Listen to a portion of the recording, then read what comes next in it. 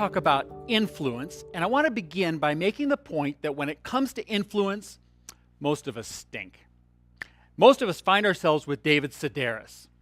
I haven't the slightest idea how to change people, but I keep a long list of prospective candidates just in case I should ever figure it out. So I want to present some little factoids on just how true that is, how poor we are as individuals, as organizations, even as a society, at handling influence. So here's one. This is Arie de Geis. He was a senior leader at Royal Dutch Shell. He now works with MIT, and he studies change and influence within organizations.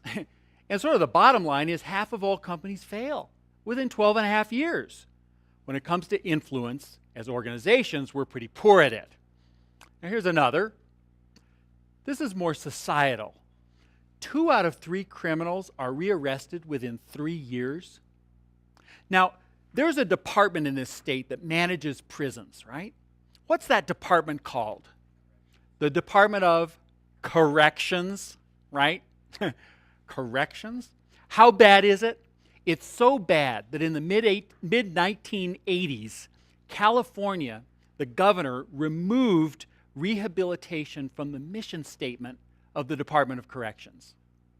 Now, when Arnold Schwarzenegger was elected governor, he put it back in. He said, we may not be any good at it, but at least we ought to try. But when it comes to influence as a society, we stink. Here's another. Dieters spend $40 billion a year, and 19 out of 20 lose nothing but their money. When it comes to influencing ourselves, we're terrible, right? Now, Stanford University's medical school did a study just 3 years ago on the 3 most popular diets used in America. And here's what they found. They found that all of them work if you stick to them.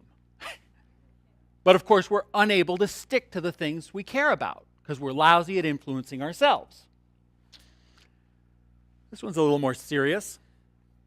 You know, I believe we need to do all we can to try to find a cure, a vaccine for AIDS, to take the medicines that have been invented and make them accessible and affordable to the world. I believe we should do everything we can as a society to incorporate HIV-positive people into our lives. At the same time, fundamentally, AIDS is a disease that's fostered through human behavior. If we could influence human behavior, we could stop new transmission immediately. Wouldn't that be amazing? Right. But how bad is it? It's so bad 2/3 of people can't even get themselves to floss regularly. Can I get a show of hands? No, never mind. Never mind. I don't want to know these things.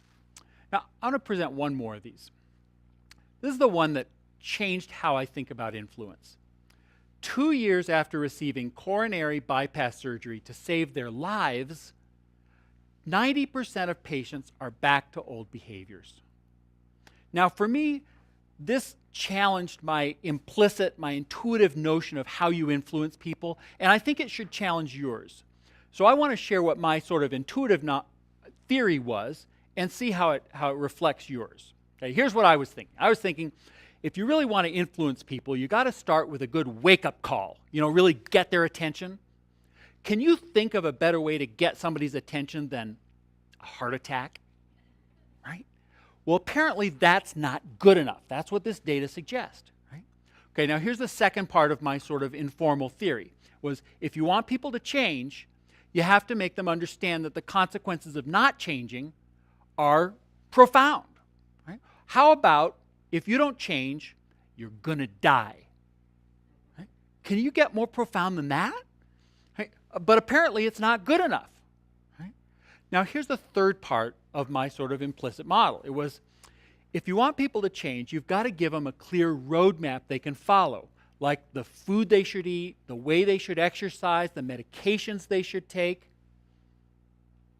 Well, they do all that, and apparently it's just not good enough. So when it comes to influencing the things we care about most, our models of how to influence people are woefully inadequate. They're just not robust enough. So let me summarize here. I want to argue that the most important capacity you possess as a human being is your ability to influence behavior, your own behavior and that of others. If you think of yourself, if you're in a committed relationship, a part of that is managing your own behavior and influencing your spouse in a way to make a more perfect union. If you're a parent, your full-time job is trying to influence yourself and your children in order to create a happy, healthy, contributing member of society, right? If you work in an organization and they hire you because of your knowledge, your expertise, or your experience, they're assuming that you're going to use those to influence those around you, right? That's why they care. And of course, if you're a leader in an organization, that's your job description. Influence yourself and others to help the organization be more successful. And yet, when it comes to influence, we are woefully inadequate, even in our understanding of how to do it. So what we're going to do the rest of today is we're going to build skills on how to influence, ways that are far more robust.